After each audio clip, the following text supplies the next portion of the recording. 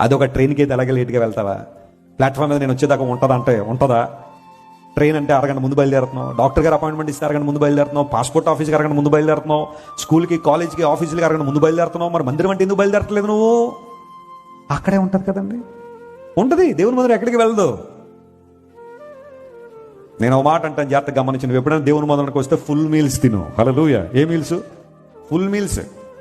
భోజనాలు వడ్డించేటప్పుడు చెప్పండి ఎలా ఉండాలి? చక్కగా ఆంధ్ర భోజనం అంటే ఎలా ఉండాలి? ఒక అరిటాకు, నెయ్యి, పప్పు, స్వీటు, ఆ తర్వాత ఇంకా రసము, మజ్జిగ చారు, ఉలవచారు, ఆ తర్వాత మిరియాల చారు, ఆ పొడు, ఈ పొడు, ఆ పచ్చడి, ఈ పచ్చడి, ఆ కూర, ఈ కూర, చివరిలో ఏంటి చెప్పండి? పెరుగు. అంతేగాని మనం వెళ్ళి కూర్చోగానే అరిటాకు వేసి అన్నం పెట్టి పెరిగేసాను అన్నారు అనుకోండి, ఏమంటారు మీరు? ఏ బాబా ఇంకేమీ లేవా? ఏదో ఊహించి వచ్చావు, ఇక్కడ చాలా భోజనాలు బాగుంటాయని. కొంతమంది ఉంటారు భోజనం పెట్టగానే పెరుగు పెరుగు పెరుగు, అప్పుడే పెరిగిందిగా ఉన్నాయి, కొంచెం తిన్నే, చివరిలో పెరుగు. పిల్లలు ఉంటారు, వాళ్ళకి తెలియదు, చుట్టాలు రాగానే పెరుగుట్టుకుని తిరుగుతుంటారు మాట్లాడితే.